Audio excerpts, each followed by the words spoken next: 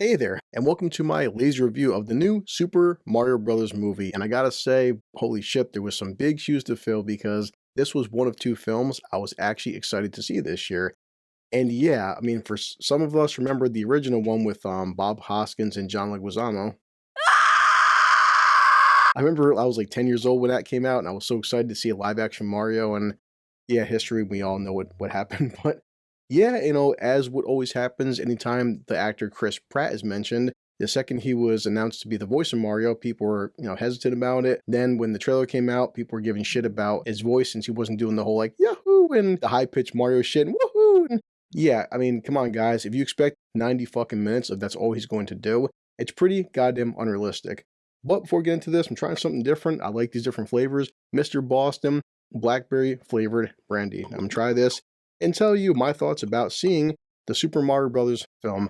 I didn't have any kind of Mario shirt because I'm an idiot, but I figured God of War Ragnarok and stick with video games. So let's try this and see how it goes. All right, Mr. Boston. Eh. I've had better. Yeah, damn sure need some friggin' Sprite Zero for this stuff, but so before the intro, the Mario Brothers film, is this the film to break the dreaded video game curse? Will it do $1 billion? Is it something you should see? Possibly bring your kids to see, and I don't know, let's find out. Let's try some Sprite with this, and now enjoy my intro. Ready?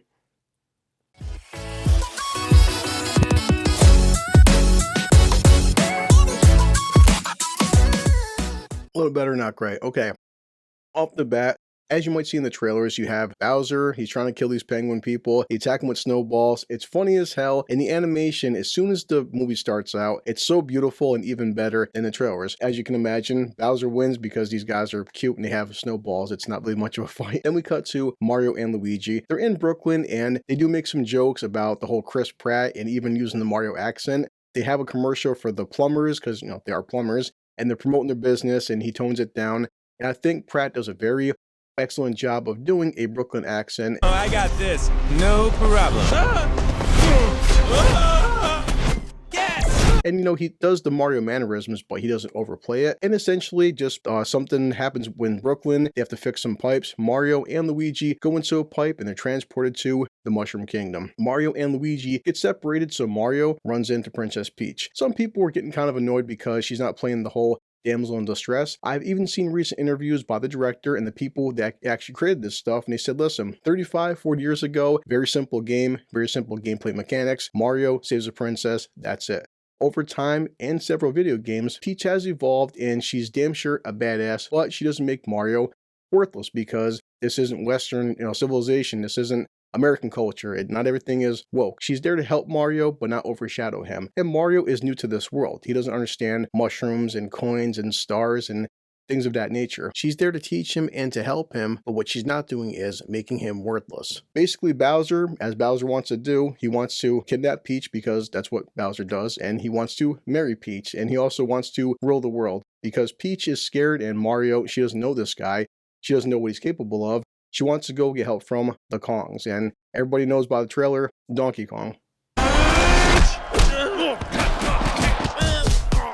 Oh my god, okay. Some people already online are giving Seth Rogen shit, and listen, the guy's not my favorite. He can be fucking annoying sometimes, but I think of the context of this film, he does a very good job playing Donkey Kong, and you know how it's gonna go. They have to go team up and fight Bowser, and I gotta say that at this entire film, hands down, my favorite sequence was the Mario Kart references and the Rainbow Bridge. As you can see in the trailer, it is fucking perfection. If you've ever played a single Mario Kart game, they got this right in so many ways. There's shells and bananas and, like loop-de-loops and stuff, and the wheels are changing. It's so fucking awesome and beautiful to watch. And after that, Mario fights Bowser. Guys, this is a Mario Brothers film. Who do you think wins? It's not really a shock.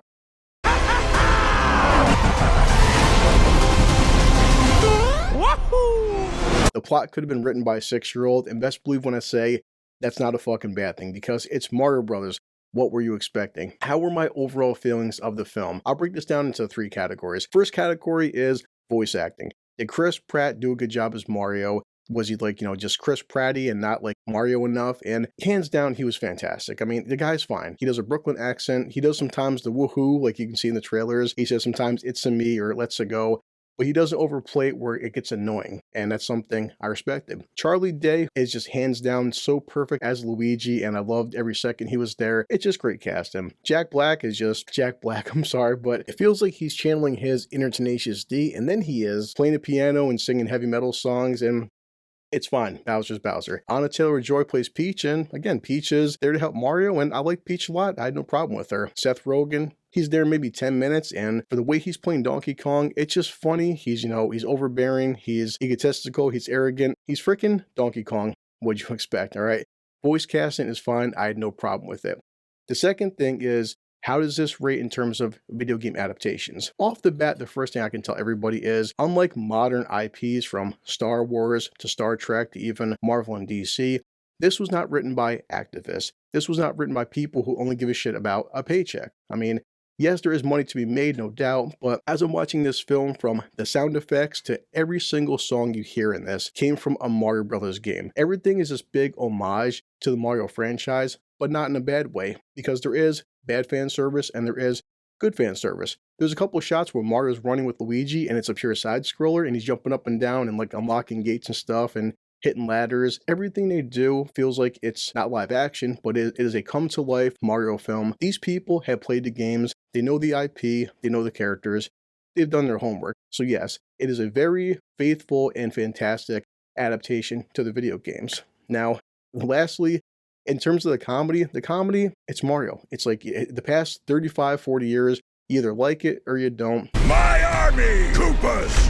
Goombas! Whatever those things are! Aww. It's very inoffensive to children, and children can laugh. I found myself laughing a lot about how much Mario messes up, different mistakes he makes, and that's also part of his charm, because Mario is there, but he's not a Mary Sue. He's not perfect. He even gets his ass kicked a couple of times, which is funny as hell, and I loved every second of it. And it's only 90 minutes long. So for parents, they're not staying there for a 3-hour film. It's a good, combination of action, comedy. That's all I can say about it. How would I rate the Mario Brothers movie? I'm not gonna lie to you guys. I thought it was fucking amazing. I can't wait to see it a second time. And somebody who's been playing Mario since goddamn the 80s boys and girls and NES, I think this will age very well over time. I'm looking forward to watching this one day if I'm lucky enough to have grandkids. I mean, who knows what's gonna happen? Will this be the new big thing? Will this launch a new MCU-style universe? I'm not sure. I can tell you that I think this has potential. Considering Mario and Luigi are from Brooklyn and they go to the Mushroom Kingdom via magical pipes, and even one point, Peach tells Mario that there's a vast universe out there and possibilities, and you're thinking to yourself that what they should be doing is finding ways to eventually leak into Mario, crossing over with Star Fox, crossing over with like Legend of Zelda, Metroid.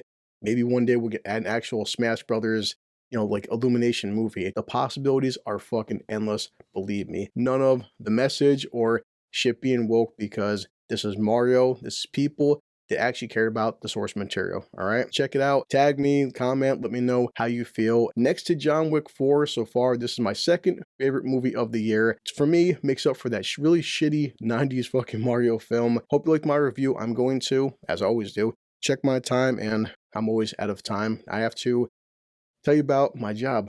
I hate my job. Let me finish this and grab Bender, okay? See you later. This calls for a drink. Now, I have to head back to work.